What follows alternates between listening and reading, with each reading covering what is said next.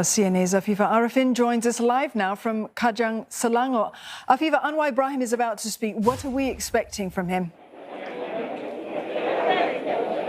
That's right. So, Mr. Anwar Ibrahim, the 10th Prime Minister of Malaysia, is currently here at this clubhouse in Kajang, Selangor. We understand that he arrived here slightly before 7 p.m., but that he wanted to complete his evening prayers before addressing the media. And so his press secretary informed the entire media here that he will only be addressing us at about 8 p.m. We're still waiting for him. We just had the announcement from the MC earlier saying that he will be here about 15 to 20 minutes. The media were all gathered here, including his supporters, many of which started streaming in from as soon as the announcement was made that he was appointed the Prime Minister. Of course, we have a lot of questions to ask him. You know, at this point in time, we need to know who are the component parties that's going to be lending him and Pakatan Harapan the support. We know that in the palace earlier during the swearing-in ceremony, we saw Ahmad Zahid Hamidi as well Muhammad Hassan, the top two leaders of Barisan Nasional in there. We also know that Gabungan Party Sarawak, the coalition from Sarawak, has also pledged their support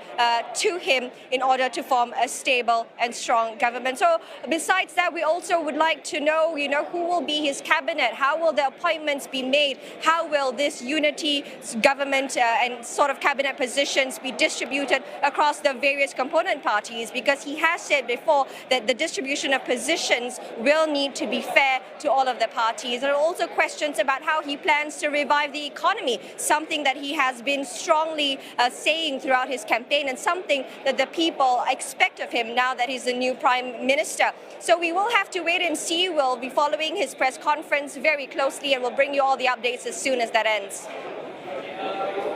Well, Afifah, also high hopes for the new government where tackling the country's economic challenges is concerned. Mr. Anwar has listed rebuilding the economy as a priority. So what are markets expecting from him?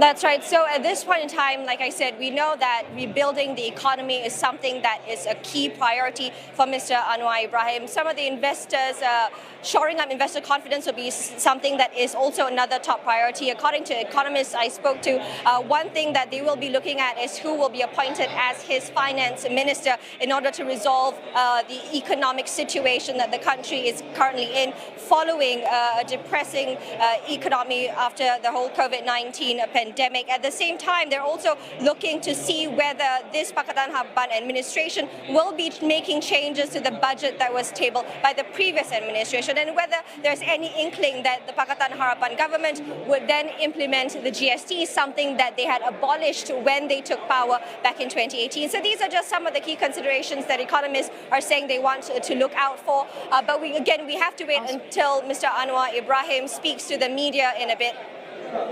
All right, Afifah, thank you very much for that. Afifah Arifin there speaking to us live from Kajang, Selangor.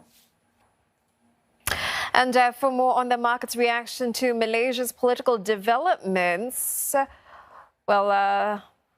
the Malaysian stocks, they rallied today as investors cheer at the end 2 days of uncertainty. KLCI closing the session with a 4% jump, which is its best daily showing since March 2020. It was also today's best performer in Asian stock markets.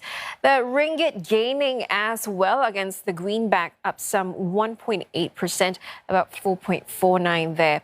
Meantime, gaming and brewery companies, including Genting Malaysia, Sports Toto, Magnum and Carlsberg Brewery, all ending higher today. These so-called vice stocks are back in favor with investors as uncertainty over the new government is over. Now, Anwar's administration is expected to be more liberal and reform-oriented.